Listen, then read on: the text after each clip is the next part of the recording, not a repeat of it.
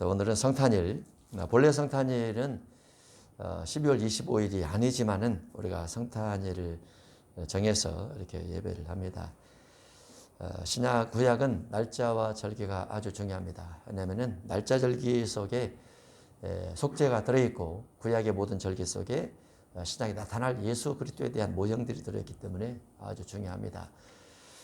구약에는 성탄절이 없습니다. 예수님이 구약에 오지 않았기 때문에 신약에 예수님께서 오셔서 성탄절을 우리가 보내게 되는데 성경 전체적으로는 생일날 어느 사람의 날짜가 기록이 돼서 몇 월 며칠 생일이다 이건 없습니다. 왜냐하면은 하나님께서 구약에 모세 시체를 감추어둔 이유가 모세 시체, 모세의 율법을 중심하지 않고 모세 시체를 가지고 우상화시킬 것을 염려하셔서 감췄다 이렇게 생각합니다.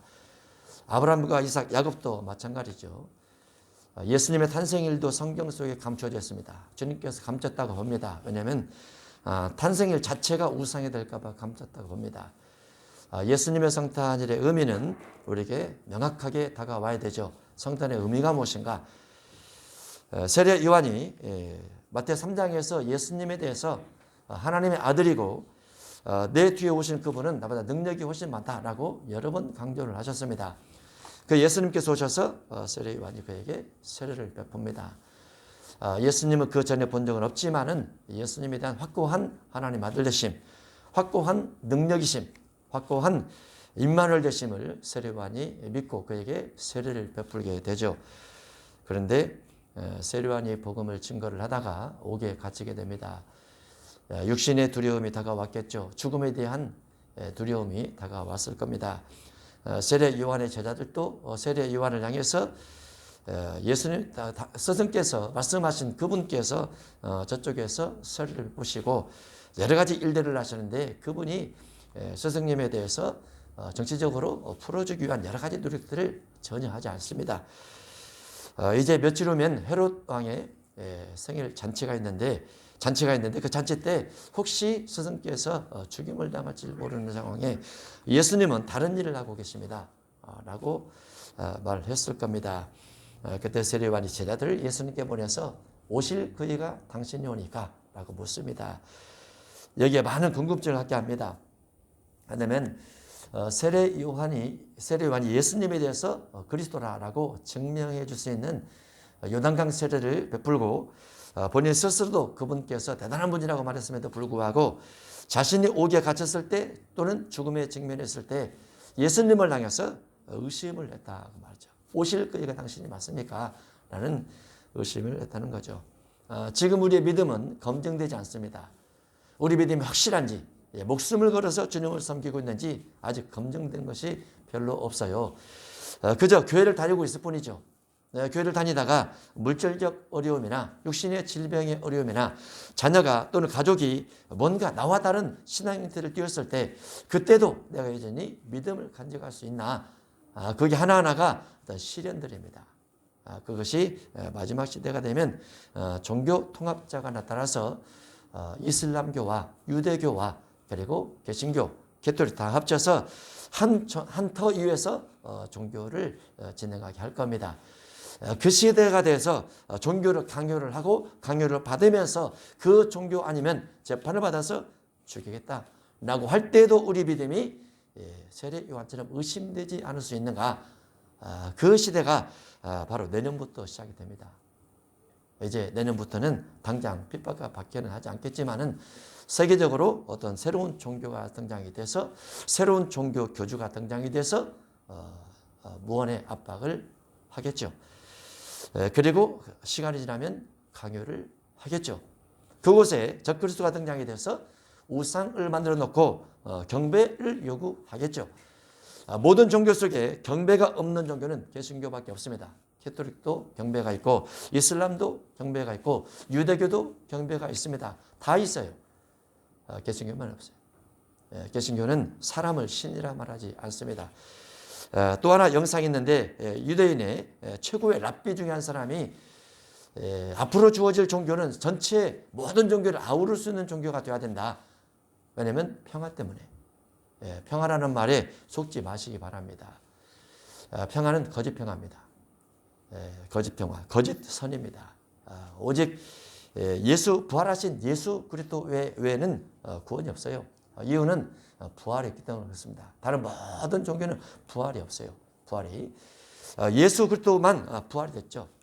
그러면 세대 요한은 오게서 왜 예수님에 대해서 오실 그이가 맞습니까라고 의심을 했을까요? 신앙의 대상이 예수 그리스도 중심으로 가야 되는데 신앙이 자기가 육신의 어려움에 처하다 보니까 예수님을 중심한 부분이 자기 중심으로 바뀌어서 그런 겁니다. 내가 곧 죽을 터인데 내가 정치적으로 박해를 받고 있는데 이 박해받는 환경에서 내가 죽어버린다면 내 이후 내 가족들은 어떻게 되는 것인가? 내 제자들은 어떻게 되는 것인가? 나는 그 부분이 예수님에 대한 가치보다 많아지다 보니까 두려움이 오게 되고 두려움이 오니까 예수님에 대해서 의심을 하게 되는 겁니다. 우리가 어떤 상황에서라도 예수님 한 분을 더 깊이 묵상을 하고 그분에게 내 마음을 깊이 두어야 됩니다. 우리가 우리의 삶, 우리의 생활, 우리의 생각, 우리의 문화, 우리의 가치, 우리의 재정, 우리의 유산, 우리의 부모, 우리의 가족, 형제 이렇게 중심에서 신앙보다 깊이 들어가 있으면 또는 내 자신의 자존심에 더 깊이 들어가 있어도 내 신앙이 주님으로 못 갑니다. 그런 훈련들을 많이 받아서 우리 마음과 우리의 생각과 우리의 기도의 모든 대상들이 우리 주님에게로 가야 돼요. 세례 요한은 의심했어요. 그 위대한 선지자가 의심을 했어요. 여자가 낳은 자 중에 최고인 사람이 의심을 했어요. 그러면 나머지 사람들이야 볼 것도 없습니다. 우리가 아직 그런 시대 아니기 때문에 우리 믿음이 훈련되지 못한 부분이 있지만은 지금은 그래도 우리가 조금 어려울지라도 믿음을 잘 간직히 해서 가야죠. 지금은 2010년도부터 2019년에 코로나가 생겨서 2020년에 팬데믹 발표를 하고 그 후로는 모든 것이 훈련입니다. 미래를 위한 훈련. 그래서 훈련을 잘 받고 가시기를 바랍니다. 종교 통합 시대가 온다는 것. 그 시대도 우리 영혼의 구원을 위해서 오실 그이는 예수 그리스도 한 분밖에 없다는 것, 이거를 마음에 잘 담아 두시기 바랍니다. 세례 요한은 의심했습니다. 그런데 우리는 의심하지 않습니다. 왜냐하면 오실 그이가 그분이 맞기 때문에 예수 그리스도가 맞습니다. 오실 그이가. 그러면 유대인들은 전통적으로 장차 메시아가 오실 것이라는 기대를 가지고 있었고 그것이 믿음이 있었고 그것이 창세기부터 말라기까지 끊임없이 많은 선자에 의해서 예언이 되어졌어요. 예언되어진 그분께서 오셔서 세례 요한 땅에서 세례를 받았죠. 그리고 많은 사람이 공표가 됐습니다. 이분이 바로 그리스도라고. 그런데 그리스도가 정치에 개입하지 않습니다. 경제에도 별로 개입하지 않습니다. 다른 종교에도 별로 개입하지 않습니다. 사도인 바리새인들을 향해서 끊임없이 책망을 하면서 그들의 외식 신앙에 대해서 꾸짖었습니다. 그 시대에 종교인들에게 인정받지 못했습니다. 그런데 그 시대에 가난하고 쉼이 없고 소외가 되고 죄인이라 손가락질 받고 병들고 이런 자들에게는 예수님께서 꼭 만나 주셨습니다. 지역을 초월해서 사람을 초월해서 누구든지 그와 같은 사람은 다 만나 주셨습니다. 그러면 창세기부터 말라기까지 수없이 많은 믿음의 선조들이 있었고 믿음의 선지자들이 있었는데 그 믿음의 선지자들이 예언했던 그분으로는 예수님께서 맞습니다. 다만 정치적으로 맞지 않았고 경제적으로 맞지 않았고 문화 종교적으로 맞지 않았지만은 창세기 3장부터 예언되어진 그 예수님은 맞는 거죠. 우리가 마지막 순간이라도 주님에 대한 진리를 명확하게 붙들고 가는 것이 얼마나 중요한지 중간에 배교되지 않고 중간에 배도되지 않고 내가 믿는 그 예수님께서 진리의 왕 한 분으로서 명확하게 우리 마음속에 남아있다면 우리 신앙은 승리하게 되는 것입니다. 예수님은 오실 그이가 받는 이유가 창세기 3장 15절에 여자 우선으로 오실 것이다 라고 되어 있습니다. 그런데 예수님께서 오기 전 4,000년 동안 여자의 우선은 한 명도 없었습니다. 남자의 시를 받지 않는 여자의 우선 한 명. 그 후로도 예수님 한 분밖에 없습니다. 여자의 우선. 그래서 예수님은 여자의 우선으로 명확하게 처녀 몸에 잉태하게 되고 처녀 몸에 잉태된다는 것이 또 이사야서에 반복적으로 예언이 되면서 예수님은 그렇게 오셨죠. 모든 사람이 생각하는 것처럼 정치적 문제, 경제적 문제를 해결하기 위해서 오신 건 아니에요. 다만 죄에 관련돼서 죄 없이 오신 것입니다. 죄 없이. 죄 문제를 해결해야 되기 때문에 죄를 짊어져야 되기 때문에 죄 없이 오셔야 맞는 거죠. 판사나 재판을 하는 판사나 검사, 변호사 이분들이 자기들의 죄가 많으면 누구를 변호를 하고 누구를 형을 내리는 검사를 하며 누가 판결을 내릴 수 있겠습니까? 예수님께서 죄 없는 분으로 오셔야 죄인들의 죄를 용서할 수 있게 되는 것이죠. 그래서 예수님은 여자의 우선으로 오는 것이 마땅한데 여자의 우선으로 오셨다는 그 부분을 그 시대 사람들이 하나도 믿어주지 않았습니다. 인정해주지 않았습니다. 그 약혼했던 요셉도 인정하지 않았다가 하나님의 전사가 나타나 말해줌으로 믿게 되었고 그리고 신뢰하게 됐죠. 예수님만이 유일하게 여자의 우선으로 오신 것입니다. 신명기 18장 15절에는 예수님은 모세와 같은 선지자로 올 것이다 라고 되어 있습니다. 모세 선지자 대단하죠. 애굽에 있는 이스라엘 백성들을 출애굽시켰습니다. 한 민족을 또 다른 민족에서 빼낸 거죠. 장정만 60만 명이 되는 사람을 모세를 통해서 하나님께서 빼내게 하십니다. 하시고 10가지 기적을 통해서 모세가 나타냈던 하나님의 이적 그리고 광야생활을 하면서 수십 많은 이적과 기적을 모세가 일으켜서 하나님께서 특별히 그에게 모세 율법을 줬죠. 하나님의 등을 보게 하셨습니다. 그리고 그가 예언하여 말하기를 후대에 나와 같은 선지자 하나를 하나님께서 일으키실 것이다 라고 말했습니다. 그런데 모세 이후에 모세처럼 율법을 말하거나 모세처럼 기적을 일으키는 선지자가 없었습니다. 물론 후대에 엘리사가 나타나서 엄청난 이적을 행하긴 했지만은 그들 속에는 율법에 대한 부분이 없었어요. 능력은 있으나 율법은 없죠. 이사야도 많은 예언을 했지만은 그 속에 능력은 없습니다. 예수님만큼 소소하게는 있었어도. 그런데 예수님은 오셔서 실제로 많은 능력을 행하기도 하고 팔복산에서 예수님의 완전 율법을 가르치시는데 이 완전 율법은 하나님께서 모세에게 주신 모세 율법보다 훨씬 더 사랑이 많고 원수를 용서하고 보복하지 않고 이런 부분이 많이 기록되어 있습니다. 그래서 예수님께서 모세와 같은 선자로 오신 것도 틀림이 없죠. 세례 요한의 마음속에 창세기 3장의 여자 후손이나 신명기 18장의 모세와 같은 선자의 그와 같은 지식이 마음속에 많이 있었더라면 그 지식의 근거를 해서 비록 내가 옥에 갇혔을지라도 예수님은 하나님의 아들이 맞아 이렇게 했을 것인데 지식이 어디로 가버리고 육신의 두려움, 죽음에 대한 두려움 때문에 예수님을 향해서 오실 그이가 맞습니까? 라고 반문을 하고 있는 것이 아닌가 생각을 해봅니다. 우리의 신앙이 뒤로 물러가지 않고 우리의 신앙이 좌우에 틀어지지 아니하고 우리의 신앙이 배도되지 않는 배경 속에는 무엇이 있어야 되느냐? 예수님이 어떻게 해서 하나님의 아들 되시고 세상의 모든 종교보다도 어떠한 신들보다도 명확한 하나님의 아들 증거들이 지식으로 있어야 돼요. 지식에 근거되어져서 그것이 기도화되어져서 성령이 그 지식을 믿게끔 내 마음속에 감동과 은혜를 주야만 됩니다. 그렇지 않고 단순히 교회만 출석해서는 예수님을 나중에 다 배교하게 되어 있어요. 그래서 지금 믿음이 온전한 믿음이 아니에요. 지금 믿음이 더 많은 지식이 필요하고 더 많은 우리 마음속에 예수님에 대한 말씀에 대한 인지력이 더 많이 필요합니다. 그곳에 기도를 통해서 성령이 결합되어야 우리 믿음이 완전하게 되어지면서 어떤 환경 속에서도 주님을 바라보게 된다. 이렇게 볼 수 있죠. 믿다가 곁길로 간 사람이 얼마나 많이 있습니까? 타락된 사람이 얼마나 많이 있습니까? 다시 돌아올 수 있는 여지는 주님의 사랑과 주님의 말씀들이 우리를 그렇게 만들어주는 겁니다. 미가에서 5장 2절에는 예수님께서 베들레헴에서 출생할 것이라 이렇게 예언되어졌고 실제로 예수님은 베들레헴에서 태어나셨습니다. 이 베들레헴에서 태어나시고 나중에 나사렛에서 성장을 하시죠. 그래서 한 제자가 다른 친구를 향해서 말하기를 나사렛에서 나신 예수 그리스도가 메시아 같다 이렇게 말합니다. 그러니까 그 제자는 나사렛에서 무슨 엘리야한 메시아가 나겠느냐, 그 시골 동네에서 날 수가 없지 이렇게 변말을 했다가 예수님 만나고 나서 예수님을 향해서 하나님의 아들이라고 고백을 하게 됩니다. 예수님은 일반 사람이 생각하는 자연적으로 생각하는 메시아가 적어도 정치적이고 경제적이고 능력적이고 뭔가 뛰어난 지역에서 나야만 된다는 모든 생각들을 깡그리 무너뜨립니다. 이유는 예수님께서 오신 목적과 관련이 있습니다. 목적, 예수님 오신 목적은 무엇입니까? 율법을 완성하러 오셨습니다. 구약의 율법은 육체의 율법이요 신약의 율법은 마음 율법입니다. 구약의 육체 율법 가지고는 전 세계를 복음화시킬 수 없어요. 구약의 율법을 가지고는 칼을 뼈들고 모든 사람을 죽여야 됩니다. 그게 구약 율법의 의미이기 때문에. 그래서 육체적으로 힘이 있어야 되고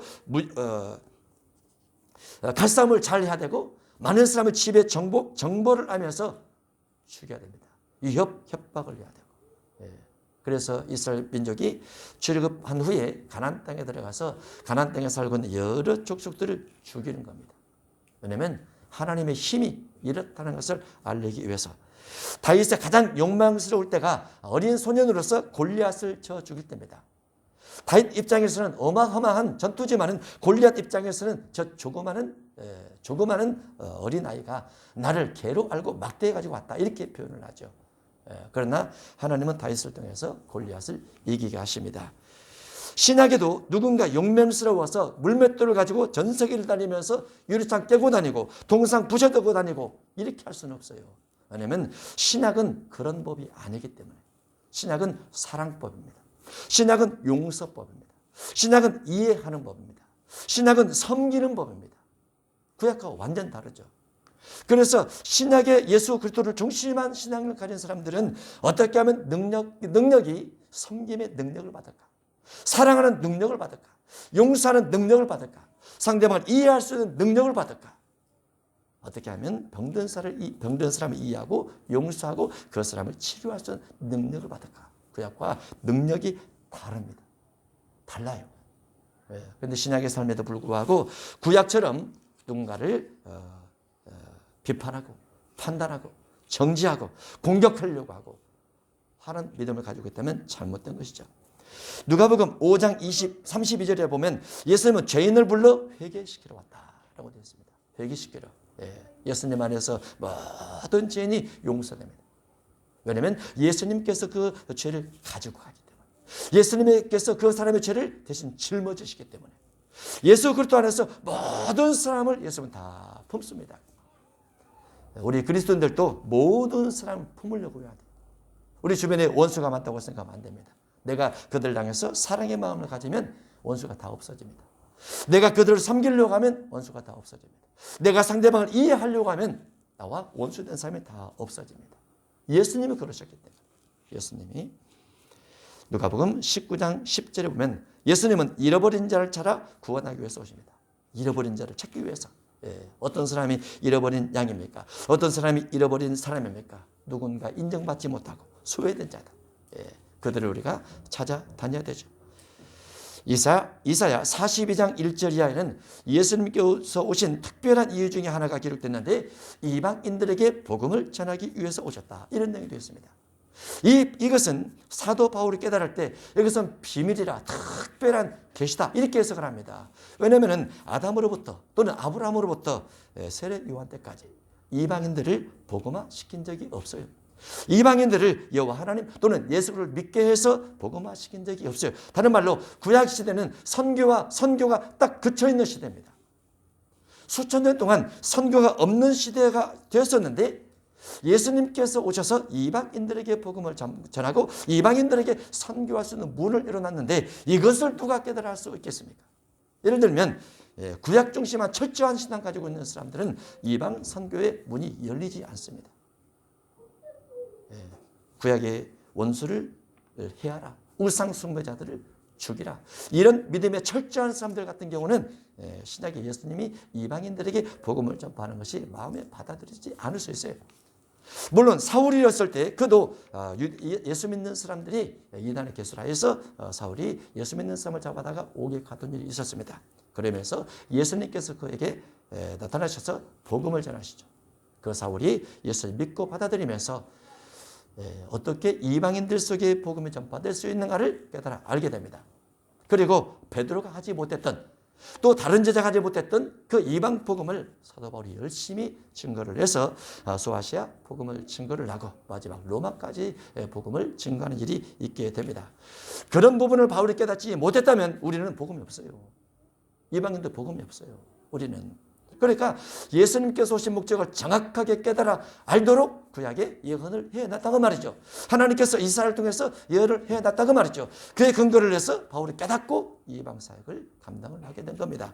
그래서 우리가 우리나라 대한민국이 1884년에 처음 선교사가 들어와서 우리가 복음을 전파하기 시작했고, 그리고 그 우선 우리가 복음을 전파해서 예수님 믿고 구원의 길을 향해서 가게 되는 겁니다. 세례 요한은 오실 그이가 당신입니까? 라고 의심했지만은 우리는 오실 그이가 주님이시 맞고, 그리고 주님이 오신 목적을 따라서 주님을 믿게 되는데, 이후로는 2020년 이후로는 다른 사람이 자기 이름으로 올 수 있습니다. 지금까지는 예수 그리스도를 중심에서 메시아 그리스도 믿고 인정하면서 왔는데, 앞으로 시대는 다른 사람이 자기 이름으로 오면서 자기가 메시아다 라고 정치적 메시아, 경제적 메시아, 문화 종교적 메시아를 주장할 수 있어요. 그리고 그 주장 가운데서 재판권을 얻게 됩니다. 그러면 전 세계 많은 종교인들이 거기를 따라가게 될 겁니다. 지금 WCC 안에도 엄청나게 많은 숫자가 들어가 있어요. 우리나라에 가입된 WCC만 해도 860만 성도 가운데서 60% 이상이 WCC에 참여하고 있습니다. 그게 죄인 줄을 몰라요. 죄인 줄을. 왜냐하면 교단이 만들어질 때부터 그렇게 진행이 되어 왔기 때문에, 신학교가 만들어질 때부터 그렇게 진행이 되어 왔기 때문에. 그러면 세계 통합 종교가 생기면 거기에 정치적 힘이 들어가고 경제적 부여가 들어가고 하면 얼마나 많은 사람이 거기에 따라 들어가게 될까요? 데살로니가 후서 2장 3절 이하에 누가 어떻게 해도 너희가 미혹되지 말라. 먼저 배교하는 일이 있을 것이다. 배교하는 일이 있을 것이다. 그게 WCC일 수 있습니다. 저 불법의 사람 멸망의 아들이 나타날 것이다. 나타난 다음에 예수님께서 재림할 것이다 라고 되어 있어요. 그는 불법의 사람입니다. 멸망의 아들입니다. 법을 안 지키는 사람이에요. 불법의 사람은 법을 안 지키는 사람. 지금도 우리나라에도 법을 안 지키는 사람이 얼마나 많습니까? 설문조사하면 우리나라 사람 가운데서 법을 제일 안 지키는 직업이 무엇일까요? 그러면 설문조사하면 누구로 나와요? 법을 만드는 입법자들이 법을 제일 안 지킨다. 누구? 국회의원들. 국회의원이 입법자예요. 법을 만드는 자들이에요. 자기들이 만들고 자기들이 안 지켜요. 불법자. 근데 이 불법자는 헌법도 안 지킵니다. 국가법도 안 지킬 겁니다. 앞으로. 먼저 저질러 놓고 법이 안 맞으면 재판하라고 하죠. 재판해서 보면 불법이에요. 그런 일들이 생기게 되더라고 말이죠. 그는 대적한 자, 신이라고 불리는 모든 것과 신이라고 불리는 모든 신들을 연합해서 자기가 숭배받아요. 모든 신들을 인정을 해요. 그러면서 자기가 숭배함을 받아요. 하나님의 성전한 자 자기를 하나님이라고 내세우느니라. 자기가 하나님이 됩니다. 그런 시대를 향해서 우리가 가고 있으니 그 시대에도 우리 믿음이 오실 그이가 당신입니까? 라고 말하면 우리 정치, 경제, 사회, 문화, 종교를 떠나서 오실 그이는 예수 그리스도 한 분밖에 없습니다. 라고 끝까지 여러분의 믿음을 잘 붙드시기 바랍니다. 분별의 시대를 꼭 살아가시기를 주의 이름으로 축복합니다. 기도하겠습니다. 하나님 아버지, 참으로 어려운 미래를 바라보면서 오늘 성탄일을 맞이하여 오실 그이는 예수 그리스도 한 분밖에 없음을 다시 한번 고백을 드립니다. 이 믿음이 영원토록 변치 않게 하시고 어떠한 육신의 환경 가운데서도 끝까지 믿음을 간직하여 오직 예수 그리스도 한 분을 통해서 우리 영혼이 구원됨을 믿고 주를 따르며 고백하며 나아갈 수 있도록 축복해 주옵소서.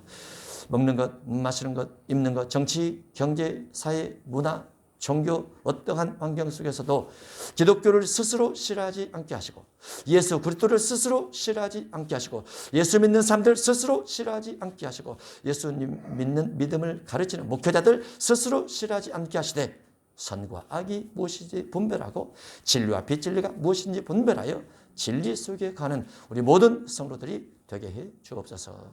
예수님 이름으로 기도하옵나이다. 아멘.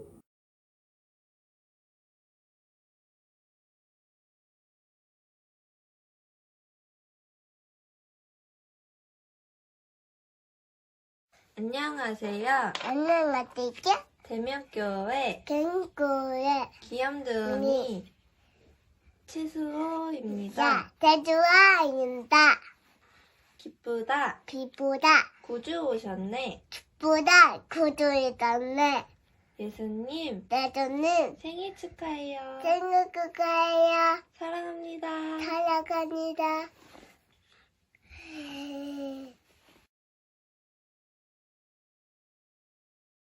안녕하세요. 저희는 김우빈 김아유입니다. 오늘의 말씀은 내게 능력 주시는 자에서 내가 모든 것을 할 수 있느니라. 빌립보서 4장 13절 말씀. 아멘.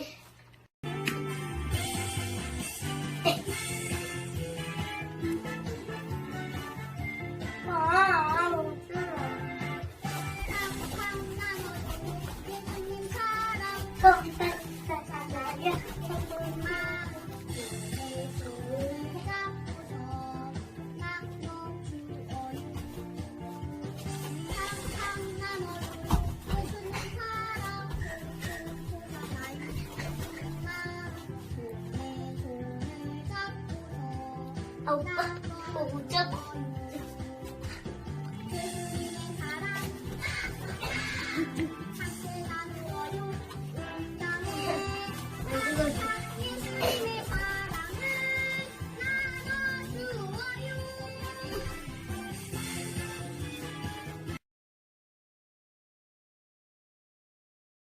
하나님이 세상을 이처럼 사랑하사 독생자를 주셨으니 이를 믿는 자마다 멸망하지 않고 영생을 얻게 하려 하심이라. 요한복음 3장 16절 말씀. 아멘.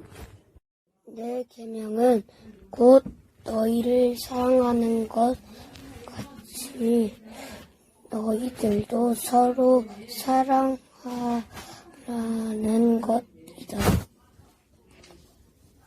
것이니라.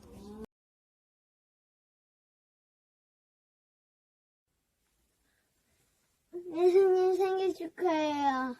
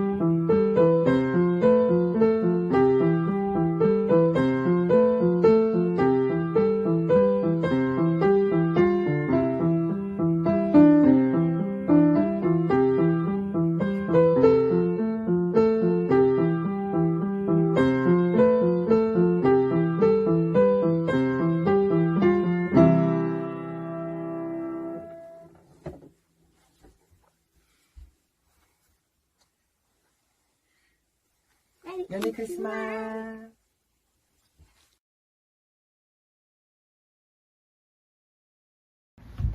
인사. 보다 천우가 잉태하여 아들을 낳을 것이요. 내 이름은 임마누엘이다 하셨으니 하리라 하셨으니 이에 번역한 듯 하나님의 의와 함께 계신다 합니다. 마태복음 1장 24절 말씀. 아멘. 아멘. 예수님 사랑해요.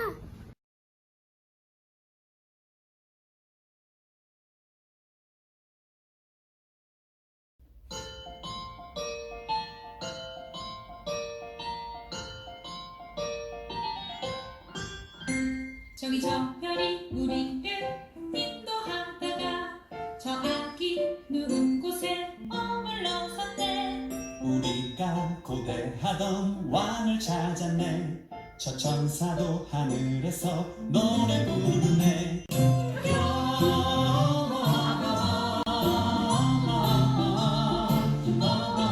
영원을 높이 계신 주께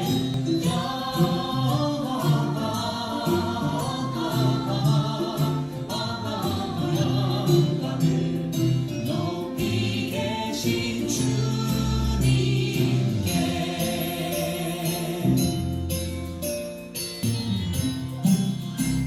나는 황금을 나는 몰약을 나는 유향을 드려 저 아기 메시아께 경배하리라. 나는 황금을 나는 몰약을 나는 유향을 드려 저 아기 메시아께 경배하리라.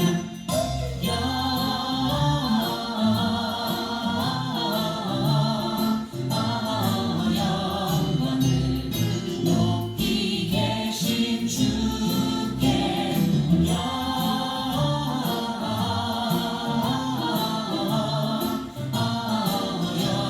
영원을 높이 계신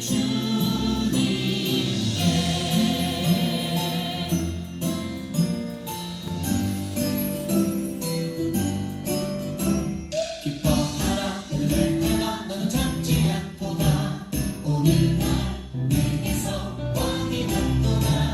하늘에는 영광이요 땅에는 평화로다. 다 나와서 주님께 경배 드리자.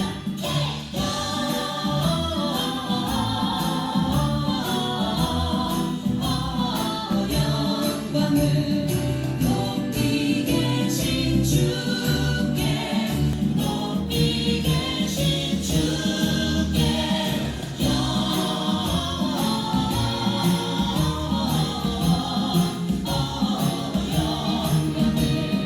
높이 계신 주님께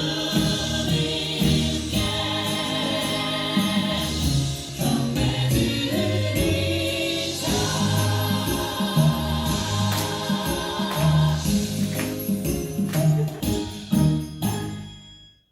예수님 사랑해요. 예수님 사랑해요.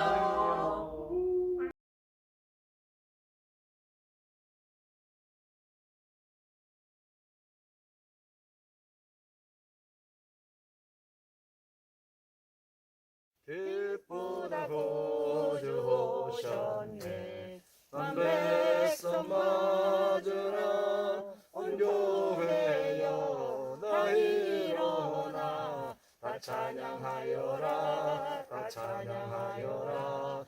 다 찬양하여라. 그보다 구주 오셨네. 만백성 맞으라. 온 교회여 다 일어나. 다 찬양하여라. 다 찬양하여라. 다 찬양하여라. 아멘. 메리 크리스마스.